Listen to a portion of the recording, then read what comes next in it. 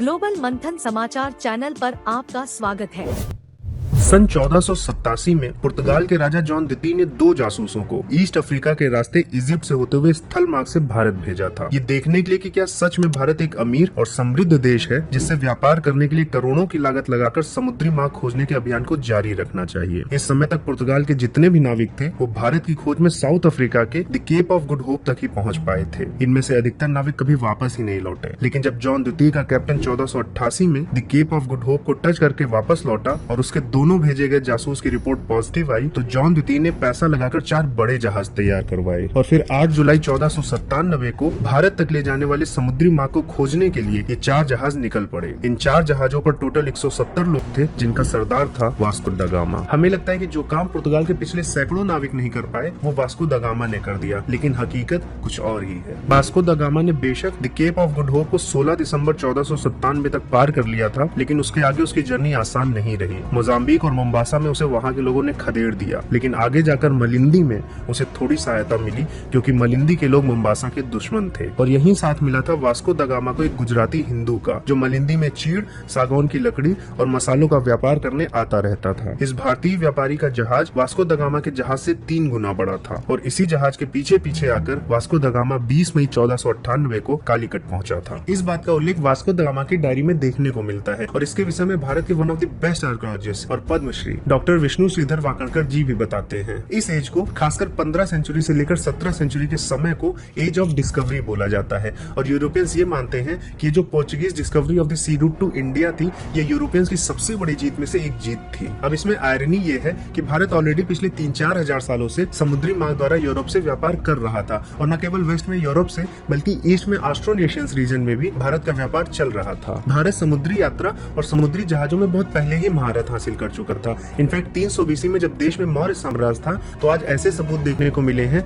जो एक proper naval department को प्रूव करते हैं कि एक ऐसा डिपार्टमेंट था जो ये इंश्योर करता था कि समुद्री जहाज और समुद्री व्यापार किस तरह से हो। और इस बात की पुष्टि स्वयं रोमन हिस्टोरियन स्ट्रेबो ने अपनी किताब में की है, जहां उन्होंने बताया कि 30 BC में जब रोमन्स ने इजिप्ट को एनेक्स कर लिया, इजिप्ट को कंट्रोल कर लिया, तो उनका व्यापार जो है समुद्री मार्ग से भारत से और भी बढ़ गया था। दोस्तों, आज हम भारत के समृद्ध समुद्री इतिहास की एक एक परत को आपके सामने रखेंगे और जो भी हमारे पास एविडेंस है, चाहे वो वैदिक काल के हों या फिर आर्कियोलॉजिकल हों या लिटरेरी प्रमाण हों, उन पर हम चर्चा करेंगे। तो दोस्तों, बिना किसी विलंब के आज के विश्लेषण को शुरू करते हैं। दोस्तों, जब हम लिखित प्रमाण की बात करते हैं तो हम सबसे पहले भारत के जो सबसे प्राचीन ग्रंथ हैं, वेदों की तरफ जाते हैं। और अगर हम वेदों में समुद्री यात्रा और उससे जुड़े हुए तथ्यों को खोजने की कोशिश करें तो हमें प्रथम मंडल के 25वें सूक्त के 7वें मंत्र में बताया गया है, आकाश में उड़ने वाले पक्षियों और विमानों के विषय में और समुद्र के पार जाने वाले जहाजों और मार्गों के संदर्भ में ईश्वर ने वेदों में जिन विद्या और हस्त कौशल का वर्णन किया है उसे कुशलता से जानने वाला व्यक्ति ही समुद्र और आकाश का विशेषज्ञ कहलाता है। अब दोस्तों, इसी प्रथम मंडल के 116वें सूक्त में आप जाएंगे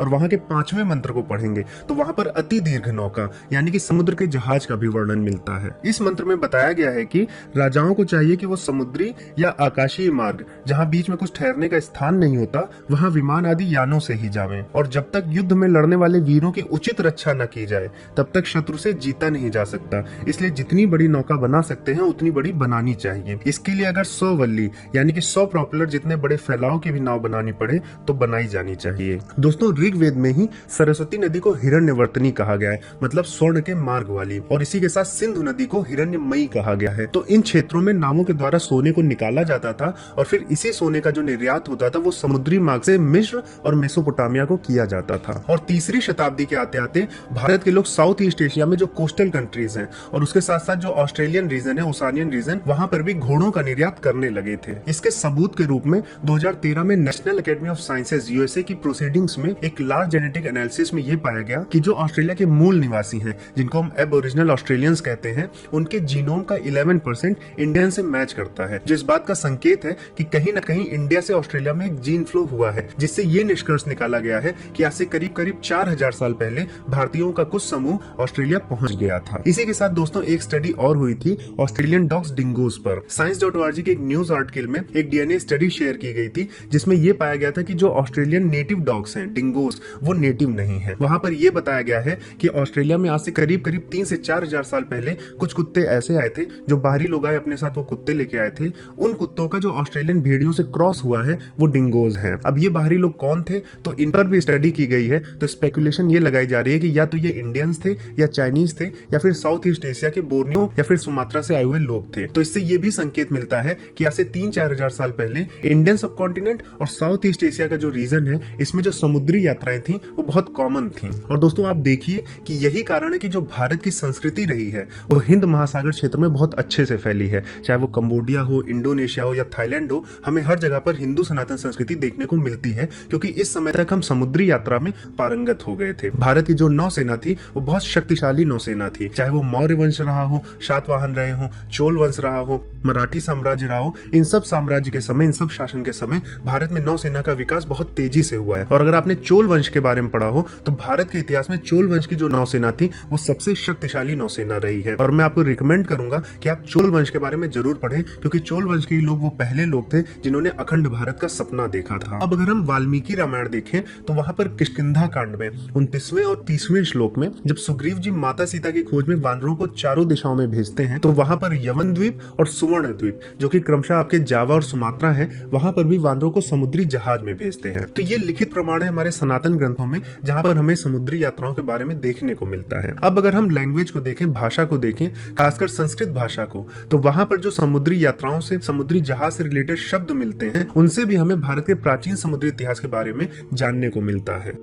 दोस्तों समुद्री यात्रा और समुद्री जहाजों से रिलेटेड जितने भी वर्ड्स हैं वो मुख्यतः उनका डेवलपमेंट पोर्चुगीज ने किया था 16 और 17 सेंचुरीज के अराउंड। लेकिन 16 सेंचुरी के पहले भी हजारों वर्षों से समुद्री यात्राएं होती चली आ रही थी और इस क्षेत्र में भारत एक अग्रणी देश था। इसलिए आप संस्कृत में भी देखेंगे तो वहां पर समुद्री यात्रा और समुद्री जहाज से रिलेटेड शब्द आपको देखने को मिलते हैं। जैसे कि अगर आप नेविगेशन शब्द को देखेंगे तो ये संस्कृत के नवगति का ही अपभ्रंश है, जो कि लैटिन में नेविगेशनम कहा जाता था। अब पोर्चुगीज संस्कृत तो नहीं जानते थे, लेकिन उन्होंने लैटिन से ये सब शब्द डेवलप किए थे, तो लैटिन में नेविगेशनम कहा जाता था। इसी तरह आपकी जो नौका है, नौसेना है या फिर नेवी है, वो भी संस्कृत के नौ से बना है। अब अगर आप शब्दों को देखें तो संस्कृत भाषा में बहुत से शब्द ऐसे मिल जाएंगे जो समुद्री जहाज के निर्माण और समुद्री यात्रा से जुड़े हुए हैं। जैसे कि समुद्री जहाज में जो लंगर होता है उसको संस्कृत में नौबंधन किलाहा बोलते थे, मतलब जहाज को बांधने वाली कील, या फिर जो हम जिसको सेल बोलते हैं या पाल बोलते हैं, जो कि मास्ट पे बांधी जाती है, उसको संस्कृत में वट वस्त्र बोलते थे, यानी कि वायु का कपड़ा। उसी प्रकार से पतवार को स्थूल भागा कहते थे संस्कृत में। तो संस्कृत के ये शब्द प्रमाण है कि भारत में हजारों वर्षों पहले ही समुद्री यात्रा शुरू हो गई थी। और समुद्री यात्रा में जो सबसे इंपॉर्टेंट इंस्ट्रूमेंट होता है, जिसको हम कंपास कहते हैं, उसको संस्कृत में दिक सूचक या दिशा सूचक कहते थे। कुछ लोग इसको मत्स्य यंत्र भी कहते थे, क्योंकि इसमें क्या होता था कि इसमें एक छोटी लोहे की एक मछली होती थी जो तेल के बर्तन में तैरती थी और उत्तर की तरफ इशारा करती थी। तो प्राचीन भारतीयों को चुंबक का भी ज्ञान था। इसका प्रमाण हमें कणाद जी की वैशेषिक सूत्र में मिलता है। अगर आप वैशेषिक सूत्र के अध्याय 5 के प्रथम आहनिक के 15वें सूत्र को देखें तो यहाँ पर कणाद जी ने चुंबक का वर्णन किया हुआ है। दोस्तों अब ये तो लिखित प्रमाण है जो हमारे प्राचीन ग्रंथों, पुस्तकों और वेदों में देखने को मिलता है। और इन सभी प्रमाणों को, इन सभी ज्ञानों को एक किताब और है, युक्ति कल्पतरु, जिसको राजा भोज जी ने 10वीं सदी में लिखा था। एक सिस्टमैटिक ढंग से किताब लिखी थी जिसमें जहाजों के निर्माण की विधियों को उन्होंने संकलित किया था। यहाँ पर उन्होंने बताया था कि किस तरह का जहाज है तो किस तरह की डिजाइन होनी चाहिए, कौन सी लकड़ी को यूज करना चाहिए और किस तरह से हम कंफर्ट दे सकते हैं जहाज में चढ़ने वाले नाविकों को। तो वहां पर अगर आप देखें तो इस किताब में स्वर्ण मंदिर, अग्र मंदिर और मध्य मंदिर नाम के जहाजों का भी वर्णन मिलता है। इसमें जो स्वर्ण मंदिर था, इस प्रकार के जो जहाज थे वो व्यापार के लिए भेजे जाते थे। फिर इसमें जो मध्य मंदिर नाम के जहाज होते थे वो टूरिज्म में यूज होते थे। और फिर जो अग्र मंदिर नाम के जहाज होते थे उनकी डिजाइन इस प्रकार होती थी कि उनको युद्ध में यूज किया जाता था। तो दोस्तों ये वो प्रमाण हो गए जो हमें लिखे हुए मिले हैं। अब हम आर्कियोलॉजिकल प्रमाण की बात करेंगे जो हमें खुदाई में प्राप्त हो। दोस्तों हड़प्पा, मोहनजोदारो और लोथल, इन तीनों जगहों पर उत्खनन से ऐसी वस्तुएं मिली हैं जिन पे हमें जहाज की कलाकृति बनी हुई देखने को मिलती है। हड़प्पा की खुदाई में तो एक ऐसी मोहर मिली है जिसमें जो जहाज की आकृति दी गई है उसमें मास्ट और सेल दोनों देखने को मिलता है। वहीं मोहनजोदारो में एक ऐसी टेराकोटा की मोहर मिली है जिस पर हमें दिशा बताने वाले पक्षी और नाव का चित्र मिला है। अब अगर आप गुजरात में स्थित लोथल की बात करेंगे तो वहां तो खुदाई में एक पूरा का पूरा बंदरगाह मिला है और ऐसा माना जाता है कि ये दुनिया का पहला बंदरगाह है जो 2300 ईसा पूर्व डेवलप डेवलप किया गया था और ये आज गुजरात के तट पर मंगरोल बंदरगाह के पास स्थित है। इसके अलावा दोस्तों भारत में हजारों वर्षों से विदेशी यात्री आते रहे हैं जो अपने ट्रेवलॉग्स में भारत की विभिन्न चीजों के बारे में बताते हैं और इनमें से कईयों ने भारतीय समुद्री जहाजों का वर्णन भी किया है। जैसे कि एग्जाम्पल के लिए 13वीं शताब्दी में मार्को पोलो भारत आए थे तो उन्होंने अपनी किताब में भारत के जो समुद्री जहाज हैं उनकी निर्माण प्रक्रिया के विषय में बताया है। वो बताते हैं कि जो भारत के जहाज थे उनमें दोहरे तख्तों की जुड़ाई होती थी, फिर उनको लोहे की कील से ठोक कर मजबूत किया जाता था और फिर जो सुराख होते थे उनमें एक तरह का गोंद भरा जाता था और ये जहाज इतने बड़े होते थे कि इनमें 300-300 मल्लाह लगते थे। फिर वहीं जब 15वीं शताब्दी में निकोलो डी कोंटी भारत आए और भारत के विजयनगर साम्राज्य में रुके तो वो बताते हैं कि भारत के जो जहाज थे वो यूरोपियन जहाजों से 2-3 गुना बड़े होते थे। फिर अभी हाल में 1811 में एक French traveller Walter Salvin India आए और वो अपनी किताब ली हिंदू में लिखते हैं कि प्राचीन काल से ही नावों की निर्माण प्रक्रिया में हिंदू सबसे ज्यादा पारंगत थे और वो आज भी यूरोपियंस को इस विषय में पाठ पढ़ा सकते हैं। और इन्हीं स्किल्स का फायदा उठाते हुए आप देखिए 1736 से 1863 तक अंग्रेजों ने भारतीय कारीगरों से